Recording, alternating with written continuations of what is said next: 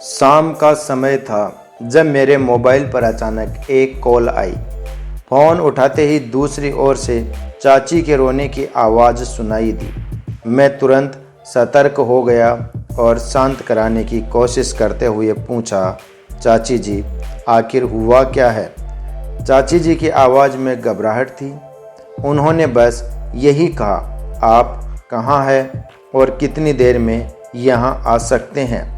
मैंने उन्हें बार बार पूछा, आपको क्या परेशानी है? चाचा जी कहाँ है? दादी जी कहाँ है? लेकिन उधर से बार बार बस यही जवाब मिलता, आप जल्दी से आ जाइए। आवाज़ में घबराहट और असहायता थी। मैंने तुरंत जाने का निर्णय लिया, लेकिन 1 घंटा लगने का आश्वासन देकर वहां पहुंचा। जब मैं उनके घर पहुंचा तो देखा कि चाचा जी, जो कि एक डॉक्टर है, अपने घर के एक कोने में चुपचाप बैठे हुए हैं। चाची जी, जो कि एक अध्यापिका है, उनका रो रो कर हाल बेहाल था। चाचा जी बस रोए ही जा रहे थे। उनका 14 साल का बेटा भी बेहद परेशान नज़र आ रहा था और 10 साल की बेटी के चेहरे पर चिंता के बादल छाए हुए थे। मैंने तुरंत चाचा जी से पूछा, आखिर क्या बात है? लेकिन उन्होंने कोई जवाब नहीं दिया। तभी चाची जी ने सामने कुछ कागजात रखे और रोते हुए कहा, देखिए, ये तलाक के पेपर है। ये कोर्ट से तैयार करवा के लाए हैं और मुझे तलाक देना चाहते हैं। मैंने हैरानी से पूछा, यह कैसे हो सकता है? इतनी अच्छी फैमिली है, 2 बच्चे हैं, सब कुछ सेटल्ड है, यह मजाक तो नहीं? लेकिन जब मैंने बच्चों से उनकी दादी के बारे में पूछा तो बच्चों ने बताया कि पापा ने उन्हें 3 दिन पहले जयपुर के वृद्धाश्रम में शिफ्ट कर दिया है। मैंने तुरंत स्थिति को समझने की कोशिश की और चाचा जी से बात करने का प्रयास किया। मैंने नौकर से कहा, मुझे और चाचा जी को चाय पिलाओ। चाय आई, लेकिन चाचा जी ने चाय पीने से इनकार कर दिया। कुछ ही देर में वे मासूम बच्चे की तरह फूट फूट कर रोने लगे और बोले, मैंने 3 दिन से कुछ भी नहीं खाया है। मैं अपनी 61 साल की माँ को कुछ लोगों के हवाले करके आया हूँ।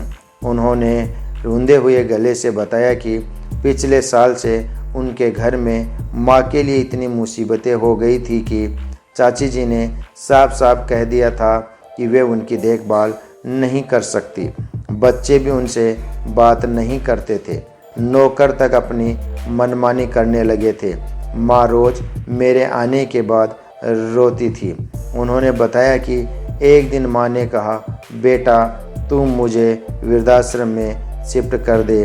मैंने बहुत कोशिशें की, पूरी फैमिली को समझाने की, लेकिन कोई माँ से सीधे मुँह बात नहीं करता था। चाचा जी ने दर्द भरे लहजे में बताया, जब मैं 2 साल का था तब पापा की मृत्यु हो गई थी। माँ ने दूसरों के घरों में काम करके मुझे पढ़ाया और इस काबिल बनाया कि आज मैं डॉक्टर हूँ। लोग बताते हैं कि माँ कभी दूसरों के घरों में काम करते वक्त भी मुझे अकेला नहीं छोड़ती थी। उस माँ को मैं वृद्धाश्रम में शिफ्ट करके आया हूँ। पिछले 3 दिनों से मैं अपनी माँ के एक एक दुख को याद करके तड़प रहा हूँ, जो उसने केवल मेरे लिए उठाए थे। उन्होंने और भी बहुत कुछ बताया, जिसमें माँ का संघर्ष, उसका त्याग और उसकी असीमित ममता शामिल थी। चाचा जी की बातों ने मुझे गहराई से झकझोर दिया।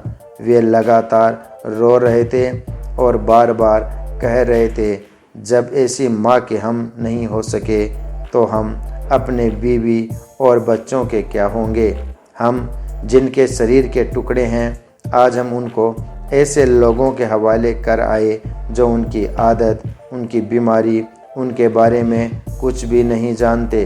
रात के 12 बज गए थे और मैं चाची जी के चेहरे पर प्रायश्चित और गलानी के भाव देख सकता था। मैंने ड्राइवर से कहा, हम लोग अभी जयपुर जाएंगे। हम सभी लोग जयपुर के वृद्धाश्रम पहुँचे। बहुत ज़्यादा रिक्वेस्ट करने पर गेट खोला गया। चाचा जी ने गेट कीपर के पैर पकड़ लिए और कहा, मेरी माँ है, मैं उसे लेने आया हूँ। गेट कीपर ने पूछा, आप क्या करते हैं साहब? चाचा जी ने जवाब दिया, मैं डॉक्टर हूँ। गेट कीपर ने कहा, साहब इतने पढ़े लिखे हो फिर भी अपनी माँ को घर में नहीं रख पाए। यह सुनकर हमारे दिल में और भी दर्द भर गया। गेट कीपर अंदर गया और एक महिला वार्डन आई। उन्होंने बड़े कातर शब्दों में कहा, रात के 2 बजे आप लोग माँ को ले जाकर कहीं मार देंगे तो मैं ईश्वर को क्या जवाब दूंगी। मैंने सिस्टर को विश्वास दिलाया कि हम लोग बहुत बड़े पश्चाताप में जी रहे हैं। अंततः वह हमें माँ के कमरे में ले गई। कमरे में जो दृश्य था उसे शब्दों में बयां करना मुश्किल है। माँ के बगल में एक फ़ोटो थी जिसमें पूरी फैमिली थी और माँ ने उसे ऐसे सहेजा हुआ था जैसे वह उसकी आखिरी पूंजी हो। जब हमने माँ को बताया कि हम लोग उन्हें लेने आए हैं तो पूरी फैमिली एक दूसरे को पकड़कर रोने लगी। आसपास के अन्य बुजुर्ग भी जाग गए और उनकी आंखें भी नम हो गई। कुछ समय बाद चलने की तैयारी हुई और पूरे आश्रम के लोग हमें विदाई देने बाहर तक आए। रास्ते में चाचा जी और माता जी अपने पुराने रिश्ते की गर्मी को फिर से महसूस कर रहे थे। घर पहुंचते पहुंचते करीब 3 बज गए। चाची जी अब समझ चुकी थी कि परिवार की खुशियों की असली चाबी कहाँ है। मैं वापस चल पड़ा, लेकिन रास्ते भर वो सारे दृश्य मेरी आंखों के सामने घूमते रहे। माँ केवल माँ है, उसे मरने से पहले मत मारो।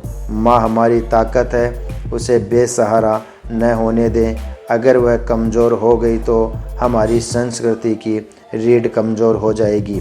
अगर आपके परिचित किसी परिवार में ऐसी कोई समस्या हो तो उन्हें यह ज़रूर पढ़ाएं, बात को प्रभावी ढंग से समझाएं।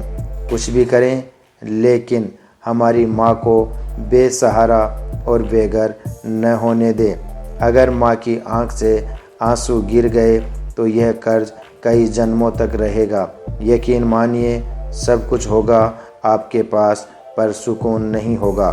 सुकून केवल माँ के आंचल में होता है। उस आंचल को बिखरने मत देना। इस मार्मिक दास्तान को खुद भी पढ़िए और अपने बच्चों को भी पढ़ाइए ताकि कभी भी पश्चाताप न करना पड़े। दोस्तों, वीडियो पसंद आया हो तो लाइक और शेयर ज़रूर कर देना। चैनल पर पहली बार आए हो तो चैनल को सब्सक्राइब भी कर लेना।